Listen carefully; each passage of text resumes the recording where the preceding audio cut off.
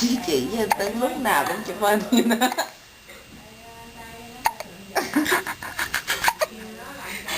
Ôi, bữa nó chua cái miệng nó lên. Rồi nhăn quay phim. Quay phim.